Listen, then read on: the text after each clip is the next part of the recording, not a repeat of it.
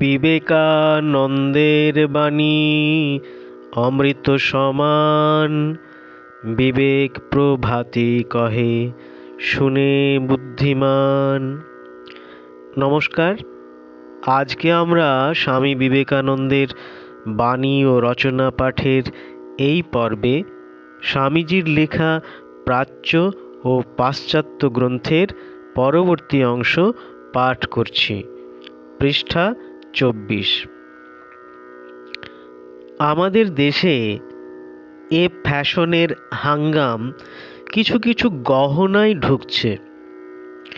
এসব দেশের পশম রেশম তাঁতিদের নজর দিন রাত কি বদলাচ্ছে বা না বদলাচ্ছে, লোকে কি রকম পছন্দ করছে তার উপর, অথবা নূতন একটা করে লোকের মন আকর্ষণ করবার চেষ্টা করছে। একবার আন্দাজ লেগে গেলেই সে ব্যবসাদার বড় মানুষ।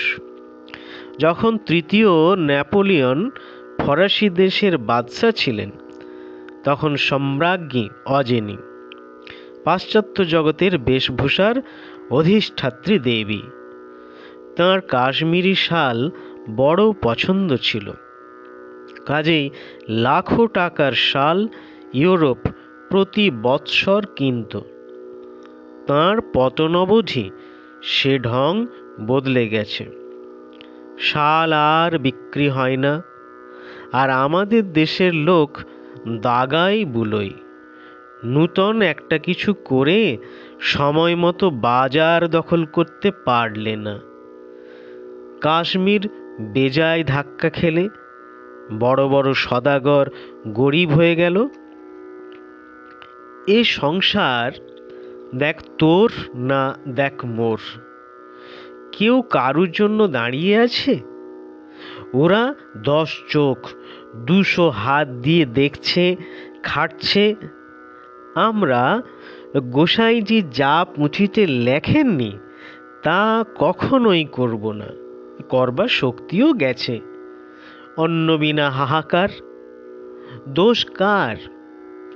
প্রতিবিধানের চেষ্টা তো অষ্টরম্ভা, খালি চিৎকার হচ্ছে। ব্যাস, কোণ থেকে বেরিও না, দুনিয়াটা কি চেয়ে দেখো না, আপনা আপনি বুদ্ধিশুদ্ধি আসবে। দেবাসুরের গল্প তো জানোই। দেবতারা আস্তিক, আত্মায় বিশ্বাস, ঈশ্বরে পরলোকে বিশ্বাস রাখে। অসুররা বলছে ইহলোকে এই পৃথিবী ভোগ করো, এই শরীরটাকে সুখী করো। দেবতা ভালো কি অসুর ভালো সে কথা হচ্ছে না, বরং পুরাণের অসুরগুলোই তো দেখি মনীষীর মতো, দেবতাগুলো তো অনেকাংশে হীন।